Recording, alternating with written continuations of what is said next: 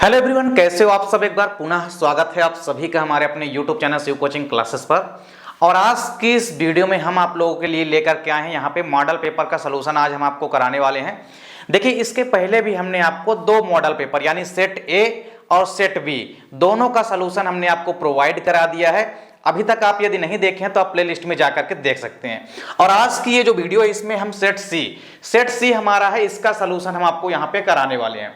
तो चलिए सीधे वीडियो को स्टार्ट करते हैं। सबसे पहले यदि हम बात करते हैं तो इसमें क्रमशः हमारे क्वेश्चन जो है सभी के सभी क्वेश्चन आप देखेंगे क्रमशः। सबसे पहले जो हमारा क्वेश्चन है वो है यहाँ पे बहुविकल्पीय प्रश्न, मतलब इसमें आपको 4 ऑप्शन दिए गए हैं। तो देखिए, सबसे पहला जो क्वेश्चन हमारा सही विकल्प वाला है। सही विकल्प में जो पहला हमारा प्रश्न है वो है माइकोराइजा किसका उदाहरण है। तो आपको बताना है यहाँ पे कि जो माइकोराइजा है किसका उदाहरण है। तो देखिए, माइकोराइजा जो है यह एक सहोपकारिता का उदाहरण है, यानी इसमें दो जीव आपस में साथ साथ रह के जीवन यापन करते हैं। तो माइकोराइजा किसका उदाहरण है, तो आपको याद रखना है सहोपकारिता का। तो पहले का राइट आंसर क्या हो जाएगा आपका option number A. Second question है कि वह तकनीक जिसके द्वारा हम पितृत्व की समस्या का समाधान कर सकते हैं, उस तकनीक का नाम बताना है। तो किस तकनीक के द्वारा पितृत्व की समस्या समाधान होती है? DNA finger printing. तो ऑप्शन नंबर यहाँ पे सी जो है ये क्या हो जाएगा आपका राइट हो जाएगा, यानी कि करेक्ट हो जाएगा। चलिए अगला क्वेश्चन है हमारा, तीसरा क्वेश्चन है कि भ्रूणपोष यानी कि एंडोस्पर्म किसी भी आवृत्त बीजी में, तो किसी भी आवृत्त बीजी में जो भ्रूणपोष या एंडोस्पर्म होता है इसमें कितने क्रोमोसोम या गुणसूत्र होते हैं, यानी गुणसूत्र की सूत्र गुणिता बतानी है। किसी भी आवृतबीजी पौधे में जो भ्रूणपोष होता है इसकी सूत्र गुणिता कैसी होती है, तो आपको याद रखना है त्रिगुणित होती है, यानी कि ट्रिप्लॉइड होती है। तो एंडोस्पर्म की जो सूत्र गुणिता होती है ये हमेशा ट्रिप्लॉइड होती है किसी भी आवृतबीजी पादपों के अंदर। अगला क्वेश्चन हमारा है कि सिकल सेल एनीमिया, जिसको कि हम दात्र कोशिका आरक्तता रोग भी कहते हैं, इसमें ग्लूटेमिक अम्ल जो है वैलीन द्वारा प्रतिस्थापित हो जाता है। और निम्नलिखित में से आपको बताना है कि एक त्रिकूट वैलीन के लिए है। आपको यह बताना है कि ऐसा कौन सा कोडान जो है वो वैलिन अमीनो एसिड को कोड करता है, यानी वैलिन अमीनो एसिड के लिए कौन सा कोडान है। तो आपको याद रखना है GUG। ऑप्शन नंबर डी आपका क्या हो जाएगा, करेक्ट हो जाएगा। क्योंकि जो AUG कोडान होता है ये तो मेथियोनिन नामक एमिनो एसिड को कोड करता है, लेकिन जो आपका GUG कोडान होता है ये वैलिन नामक अमीनो एसिड को कोड करने का कार्य करता है। अगला क्वेश्चन देखिए हमारा है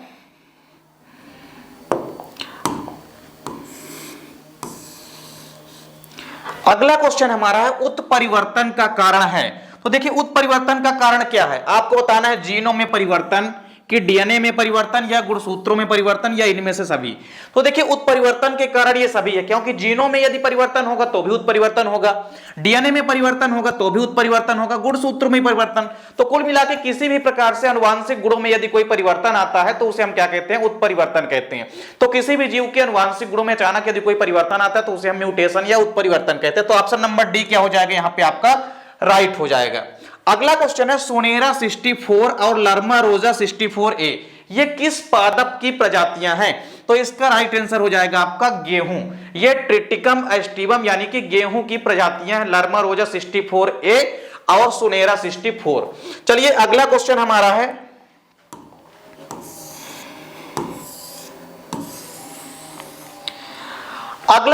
है रिक्त स्थान वाले प्रश्न। तो देखिए, रिक्त स्थानों वाले जो प्रश्न है, पहला क्वेश्चन है कि मानव में निषेचन होता है। तो मानव में किस प्रकार का निषेचन होता है, तो मानव में आपको याद रखना है आंतरिक निषेचन होता है। कैसा निषेचन होता है मानव में, तो मानव में होता है आंतरिक निषेचन। यहां पे आपका क्या हो जाएगा, पहले का राइट आंसर क्या हो जाएगा, आंतरिक निषेचन। तो यहां पे लिख लेना है आपको आंतरिक निषेचन, यानी कि इंटरनल फर्टिलाइजेशन। मानव के अंदर कौन सा फर्टिलाइजेशन होता है, इंटरनल फर्टिलाइजेशन होता है।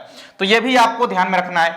फिर आपको देखना है दूसरा क्वेश्चन क्या है, तो किसी भी देश में पौत्र संसाधनों की चोरी, डकैती तथा गैर कानूनी दोहन को हम क्या कहते हैं, तो इसे हम कहते हैं क्या, बायोपायरेसी। क्या कहते हैं, इसे हम कहते हैं वायोपायरेसी। तो ये आपको याद कर लेना है, वायोपायरेसी।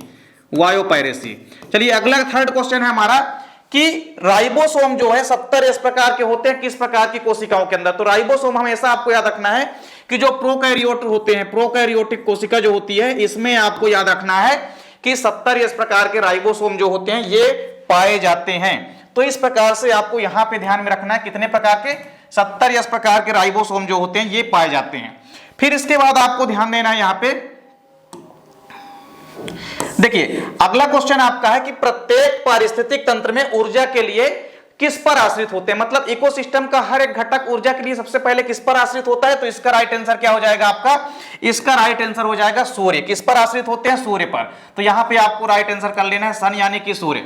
तो सूर्य पर ही कोई भी इकोसिस्टम जो है वो सबसे पहले ऊर्जा के लिए आश्रित होता है। अगला क्वेश्चन है पारिस्थितिक तंत्र में जो शब्दावली है उसमें हर पादप को यहां पे आपको हरे पादप बना लेना है। तो किसी भी पारिस्थितिक तंत्र की शब्दावली में जो हरे पादप होते हैं उनको हम क्या कहते हैं, ये आपसे पूछा गया है। तो हमेशा आपको याद रखना है कि किसी भी इकोसिस्टम में जो हरे पादप होते हैं इनको हम क्या कहते हैं, इनको हम कहते हैं प्रोड्यूसर। क्या कहते हैं, इनको हम प्रोड्यूसर यानी कि उत्पादक कहते हैं। तो ये आपको ध्यान रखना है। चलिए इसके बाद जो हमारा क्वेश्चन है वो है सत्य असत्य वाले प्रश्न। चलिए पहला क्वेश्चन हमारा है कि यौन क्रियाओं द्वारा फैलने वाले रोग को हम यौन संचारित रोग कहते हैं। ये बात सत्य है, तो बिल्कुल सत्य है, क्योंकि अगर यौन क्रियाओं के माध्यम से कोई रोग फैलता है तो उसे हम क्या कहते हैं, यौन संक्रमित रोग। तो पहला क्या हो जाएगा, पहला आपका हो जाएगा सत्य, इसको आपको सत्य कर लेना है। दूसरा क्वेश्चन है कि आर्कियोप्टेरिक्स पक्षी एवं सरीसृप के बीच की संयोजक कड़ी है। तो यह भी बिल्कुल राइट आंसर हो जाएगा, यह भी आपका हो जाएगा क्या, सत्य, क्योंकि आर्कियोप्टेरिक्स पक्षी और सरीसृप के मध्य की संयोजक कड़ी है। थर्ड क्वेश्चन है कि मेंडल ने अपने प्रयोग के लिए सरसों के पौधे का चयन किया। तो यह तो बिल्कुल गलत है, क्योंकि मेंडल ने अपने प्रयोग के लिए किस पौधे का चयन किया था, मटर के पौधे का। तो तीसरा आपका क्या हो जाएगा, यह हो जाएगा आपका असत्य हो जाएगा। क्या हो जाएगा आपका, यह हो जाएगा आपका असत्य हो जाएगा। फिर देखिए अगला क्वेश्चन है आपका कि डाली जो है वो विश्व के प्रथम कृत्रिम रूप से पैदा किया गया स्तनधारी क्लोन है। तो डाली जो है इसको सबसे पहले विकसित किया गया प्रथम स्तनधारी क्लोन है। तो प्रथम स्तनधारी क्लोन का नाम क्या है, डाली। तो ये आपका क्या हो जाएगा, बिल्कुल सही। तो चौथा नंबर जो क्वेश्चन है ये आपका क्या हो जाएगा, बिल्कुल राइट, यानी कि सत्य कर लेना इसको आपको।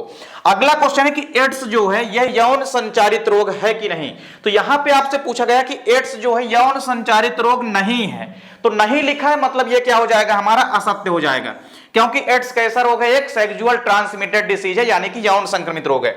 अगला क्वेश्चन है ब्रेड बनाने में एस सिरेवेसी का प्रयोग किया जाता है। तो बिल्कुल सही है, क्योंकि ब्रेड बनाने में हम एस सिरेवेसी का प्रयोग करते हैं। तो ये भी आपका क्या हो जाएगा, सत्य हो जाएगा। तो आपने सत्य असत्य वाले सारे क्वेश्चन यहां पे देख लिए। चलिए इसके बाद अब जो हमारा अगला क्वेश्चन है वो क्या है, अगला क्वेश्चन हमारा है आप सही जोड़ी वाले प्रश्न। कौन सा है, अगला क्वेश्चन हमारा है सही जोड़ी बनाइए, यानी सही जोड़ी वाले प्रश्न है। मैच दी कॉलम यहां पे है।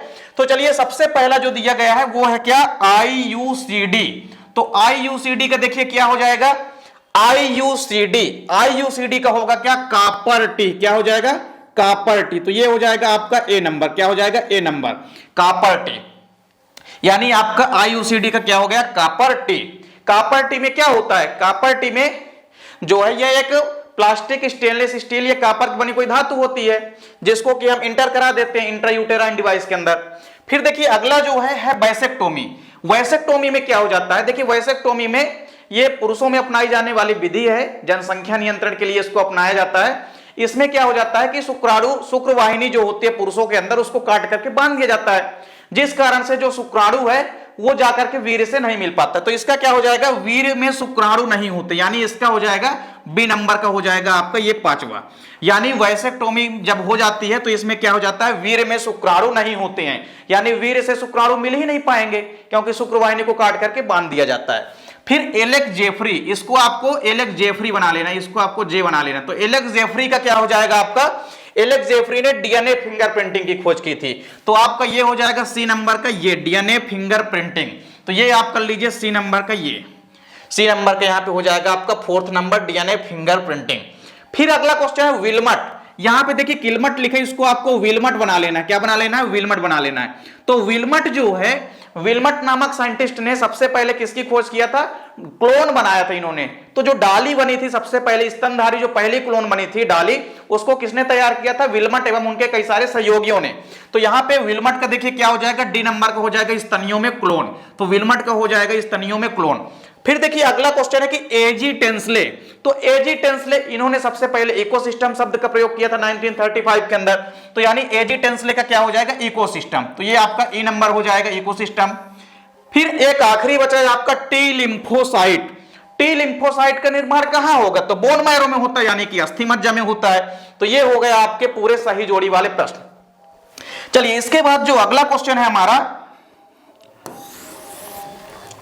अगले क्वेश्चन है हमारे एक शब्द या वाक्य में उत्तर लिखना है। तो पहला क्वेश्चन देखिए क्या दिया गया है कि पृथ्वी यानी कि जो अर्थ है, पृथ्वी का फेफड़ा किसे कहते हैं। तो इसका राइट आंसर क्या हो जाएगा, जो अमेज़न जंगल है यानी अमेज़न जंगल है, इसको हम क्या कहते हैं, पृथ्वी के फेफड़े के रूप में जानते हैं। तो पहले का राइट आंसर आपको क्या कर लेना है, अमेज़न जंगल। क्या हो जाएगा, अमेज़न जंगल। तो जो अमेज़न जंगल है इसको हम पृथ्वी का फेफड़ा कहते हैं। अगला क्वेश्चन हमारा है कि किस रोग के कारण या किस रोगाणु के कारण टाइफाइड होता है। तो टाइफाइड रोग किस रोगाणु के कारण या किस जीवाणु के कारण होता है, तो आपको याद रखना है साल्मोनेला टाइफी। इसका राइट आंसर आपको क्या लिख लेना है, साल्मोनेला टाइफी। साल्मोनेला टाइफी इसका क्या हो जाएगा, साल्मोनेला टाइफी इसका राइट आंसर हो जाएगा। तो साल्मोनेला टाइफी नामक जो बैक्टीरिया या जीवाणु होता है उसके कारण टाइफाइड रोग उत्पन्न होता है। अगला क्वेश्चन है आईयूडी। आईयूडी का आपको पूरा नाम यानी कि फुल फॉर्म बताना है। तो आईयूडी का पूरा नाम क्या होता है, इंट्रा यूटेराइन डिवाइस। क्या लिखना है आपको, पूरा नाम आपको लिखना है इंट्रा यूटेराइन डिवाइस। क्या लिखना है, इंट्रा यूटेराइन डिवाइस। तो ये आपका हो जाएगा इंट्रा यूटेराइन डिवाइस। फिर अगला क्वेश्चन आपका क्या है कि जैव प्रौद्योगिकी में प्रोटीएज, यहां पे प्रोटीएज एंजाइम है, तो जैव प्रौद्योगिकी में प्रोटीएज एंजाइम का क्या कार्य है। तो प्रोटीएज एंजाइम क्या करता है, कई सारे प्रोटीन को छोटे छोटे खंडों में यानी कि अमीनो एसिड में तोड़ने का काम करता है। तो यह आपको याद रखना कि अमीनो अम्ल में तोड़ना क्या काम होता है, तो प्रोटीएज एंजाइम का काम होता है अमीनो अम्ल में तोड़ने का काम करता है। किसी भी प्रोटीन के बड़े अणु को अमीनो एसिड के अंदर तोड़ने का कार्य करता है। तो चौथे नंबर का आपका क्या हो जाएगा राइट आंसर, अमीनो एसिड को तोड़ना। इसका राइट आंसर आप लिख लेंगे अमीनो एसिड को तोड़ना। अगला क्वेश्चन है कि मिलर ने अपने प्रयोग में कौन से पदार्थ लिए। तो मिलर ने अपने प्रयोग में कई सारे पदार्थ लिए थे। जैसे उन्होंने क्या लिया था, सबसे पहले आपको याद रखना है मीथेन लिया था, फिर क्या लिया था, अमोनिया लिया था, इसके अलावा उन्होंने हाइड्रोजन लिया था और उन्होंने क्या लिया था, जल वाष्प। तो चारों चीजें आपको नोट कर लेनी है, मीथेन, अमोनिया, हाइड्रोजन और जल वाष्प। मिलर ने अपने प्रयोग में इन्हीं चार चीजों को लिया था। तो चारों आपको नोट कर लेना है। अगला इंपॉर्टेंट क्वेश्चन है कि सर्टोली कोशिका का काम क्या है। तो सर्टोली कोशिका का काम क्या होता है, शुक्राणुओं को पोषण प्रदान करना। तो इसका राइट आंसर क्या हो जाएगा, आपको लिख लेना है शुक्राणुओं को पोषण प्रदान करना। तो पोषण प्रदान करने का काम किसका है, शुक्राणुओं को पोषण प्रदान कौन करता है, सर्टोली कोशिकाएं। और सर्टोली कोशिका आपको याद रखना कहां पाई जाती है, तो ये पाई जाती है वृषण के अंदर। तो ये आपका क्लियर हो गया। इसके बाद आप क्रमशः सभी के सभी क्वेश्चन को भी देख सकते हैं। यहाँ पे देखिए जितने भी सारे क्वेश्चन है इनको भी आप आसानी से देख सकते हैं। सारे के सारे इंपॉर्टेंट क्वेश्चन है यहाँ पे, इनको भी आपको अच्छे से तैयार कर लेना है। ये क्वेश्चन आप पूरे के पूरे क्वेश्चन देख सकते हैं, इनको भी आपको अच्छे से तैयार कर लेना है। तो इस प्रकार से देखिए ये हमारा सेट सी है। इसके पहले हमने आपको सेट ए और सेट बी का भी सलूशन प्रोवाइड करा दिया है। अभी तक आप यदि नहीं देखे तो प्लेलिस्ट में जाकर के देख सकते हैं। और यदि आप चारों सेट की नोट्स लेना चाहते हैं तो हमने आपको पहले भी बता चुका है कि यदि अभी तक आप कांटेक्ट नहीं किया तो आप कांटेक्ट कर सकते हैं इस नंबर पे। आपको कांटेक्ट करना पड़ेगा 96 85 29 91 49 पर। तो इस नंबर पे आप कांटेक्ट कर सकते हैं और चारों सेट के आपको सलूशन भी प्रोवाइड कराए जाएंगे।